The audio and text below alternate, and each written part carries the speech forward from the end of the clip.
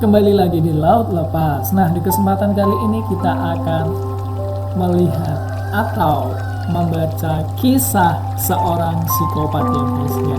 Nah, sumber ini bisa kita lihat di sini ya guys ya. Tepatnya di Kemparan, ditulis pada tanggal 6 Mei 2020 jam 8:18 malam guys. Konten ini diproduksi oleh Selidik dan berjudul Kisah Leonarda Cianjuli, Wanita Sadis Pembunuh. Maksud saya Kisah Leonarda Cianjuli, Wanita Sadis Pembuat Sabun dari Daging Manusia. Ngeri guys. Bagaimana kisahnya kita lihat ya guys ya. Oke, kita lihat guys. Orangnya seperti ini dia orangnya. Menyangka, apakah kalian menyangka kalau dia adalah seorang pembunuh sadis guys dan membuat sabun dari korbannya? Apakah kamu menyangka orang seperti ini adalah seorang pembunuh yang sadis? Dia adalah seorang psikopat tepatnya guys. Nah, di sini diceritakan Leonarda Cianjuli adalah seorang wanita asal Italia yang dikenal tega membunuh para korbannya guys, dengan cara yang sangat sadis tentunya. Tidak hanya itu, ia juga membuat sabun dari daging dan darah para korban tersebut. Sudah dibunuh, dijadikan sabun, darahnya dijadikan sabun. Ngeri sekali guys. Atau mungkin pikirannya orang psikopat itu emang aneh guys.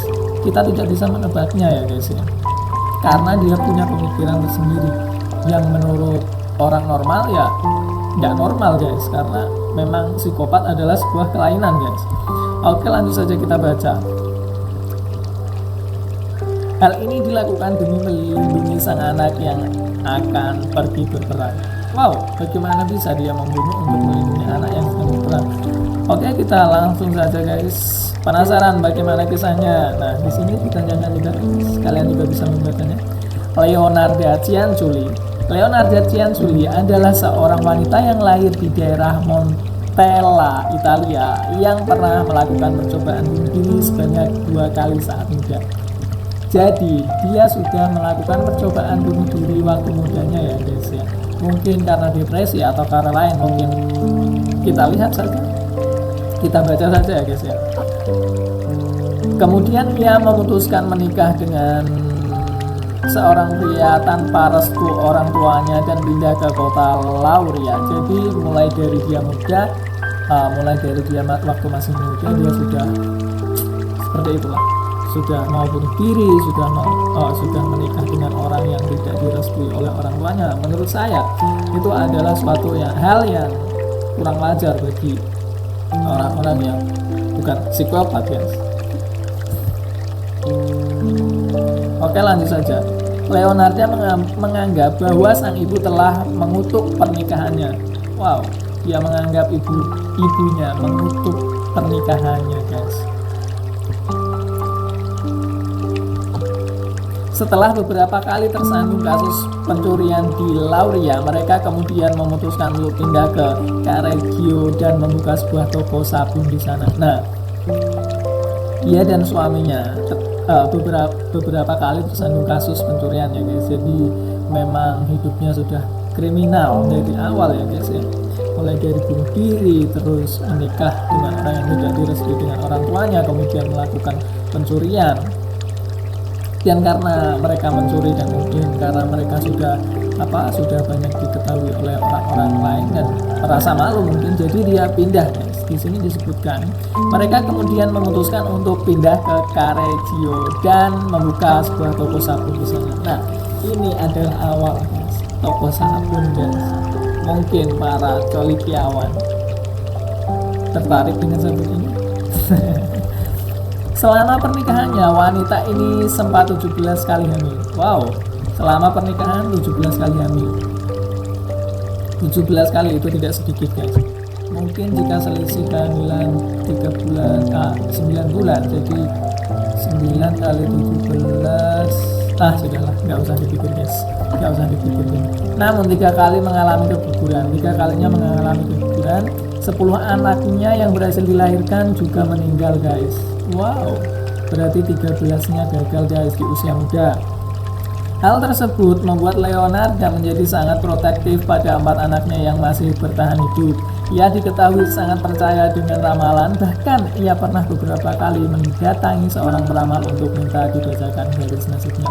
Kalau menurut saya itu adalah suatu yang kalau percaya ramalan itu kan suatu kepercayaan individu ya guys. Jadi kita tidak bisa menilai bahwa orang yang percaya ramalan adalah seorang psikopat, kita tidak bisa menilai itu karena ya itu kembali ke individu guys. Kalau menurut saya sih wajar-wajar saja karena masih banyak orang di sini, di tepatnya di Indonesia, yang masih percaya ramalan dan hal-hal mistis, hal-hal gaib lainnya guys. Jadi ya wajar kalau menurut saya ya.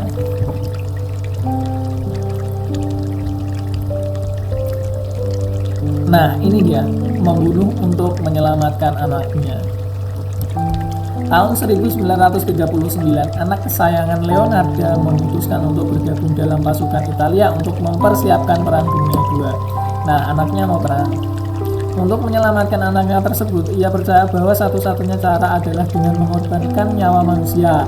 Korbannya adalah 3 orang wanita parubaya yang merupakan tetangganya sendiri, yaitu Faustina Seti, Francesca Soavi, dan Virginia Caciopo.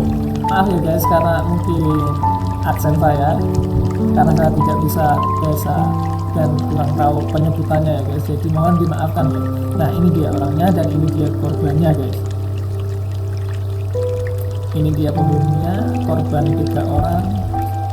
Leonarda menjebak para korbannya dengan pura-pura menjadi seorang peramal dan penyalur kerja. Wah, kreatif banget ini sebenarnya guys, karena dia berpura-pura menjadi seorang peramal dan penyalur kerja. Ketika korbannya tersebut dikelabui dengan diberikan ramalan palsu akan nasib mereka dan juga diiming-imingi pekerjaan. Kalau menurut saya ini sih lumayan kreatif ya guys ya, karena dia mungkin mereka bertiga korbannya sedang menganggur dan tidak mempunyai pekerjaan, membutuhkan uang. Dia pergi ke peramal, nah dia berpura-pura untuk menjadi seorang peramal dan akhirnya jadilah seperti itu.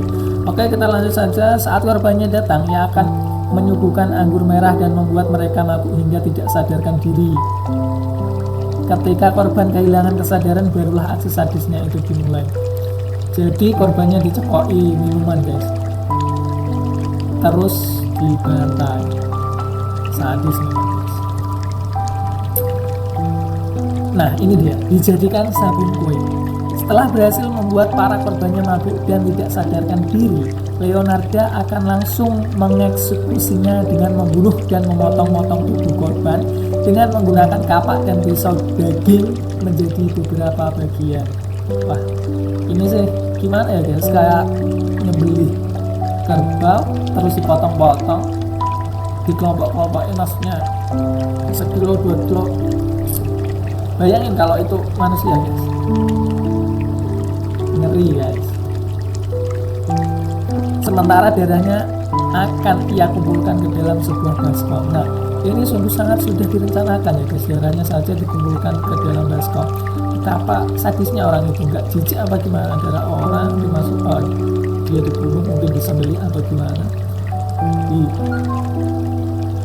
Ngeri guys.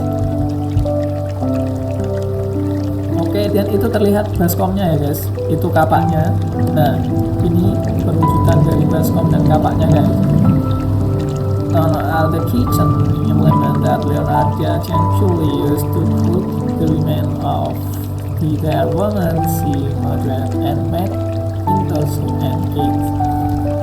Oke, saya tidak paham artinya guys. Potongan tubuh korban itu kemudian ia kuliti dan diambil dagingnya, lalu merebusnya bersama beberapa bahan campuran untuk membuat sabun sampai mengental. Setelah mengental, ia lalu akan mencetaknya menjadi sabun untuk dijual. Wah, dia sambil menyelam minum air deh. Ini perencanaannya sudah perencanaannya sudah bagus. Terus dia juga punya ide buat sabun dari manusia dan untuk dijual lagi. Untung banyak ya guys. Sementara darah korban yang ada di dalam baskom ia campurkan dengan tepung dan bahan pembuat kue lainnya. Kue buatannya tersebut kemudian ia bagikan ke para tetangga, bahkan juga ia makan sendiri bersama anak-anaknya. Jadi memang entah urat jijiknya itu sudah hilang atau gimana ya guys ya. Dia buat kue dari darah orangnya dicincang-cincang, kuenya dimakan sama keluarga, sama dikasih ke tetangganya. Wah, memang psikopat sulit guys ditebak guys. Penangkapan Leonarda Cianculina, akhirnya ini dia ketangkap guys. Leonarda berhasil ditangkap sebelum melakukan pembunuhan keempatnya. Nah, dia mau membunuh keempat maksud saya dia akan membunuh korban lagi guys.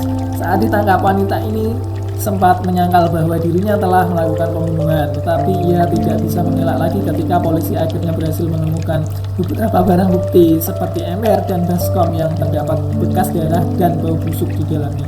Jadi baskom dan ember itu sudah mengeluarkan bau busuk guys. Kenapa orang ini enggak jijik ya guys, malah mau membunuh lagi, mau buat satu lagi. Sadis dia guys. Wanita ini akhirnya divonis 30 tahun penjara dan 3 tahun menjalani rehabilitasi kejiwaan di sebuah rumah sakit jiwa. Namun pada tahun 1970 Leonarda akhirnya meninggal karena penyakit yang dideritanya. Semua barang bukti dari kasusnya seperti kapak, pisau, dan kulit tempat merebus daging korbannya disimpan di sebuah museum kriminologi yang ada di Roma, Italia. Nah, ini sumbernya guys. Ini sumbernya sudah. Nah, singkat saja guys, dia meninggal dunia dengan tidak tenang kalau menurut saya guys ya, karena dia meninggal di penjara dan juga tentu saja dia memiliki gangguan kejiwaan kalau menurut saya guys. Ya inilah psikopat guys, memang susah ditebak guys. Dan rata-rata psikopat memiliki perencanaan yang sangat-sangat matang guys. Dan psikopat rata-rata membunuh korbannya tidak cuma sekali guys, tapi berkali-kali dia akan ketagihan terus-menerus membunuh korbannya. Bagaimana jika polisi tidak mengungkap dia guys? Mungkin korbannya lebih dari itu, atau mungkin sebelum dia melakukan pembunuhan tersebut mungkin dia sudah melakukan pembunuhan guys. Jadi kita tidak tahu guys yang tepatnya bagaimana guys. Sangat bahaya sekali memang guys. Terima kasih ya guys sudah menonton video ini, semoga hari-hari menyenangkan guys.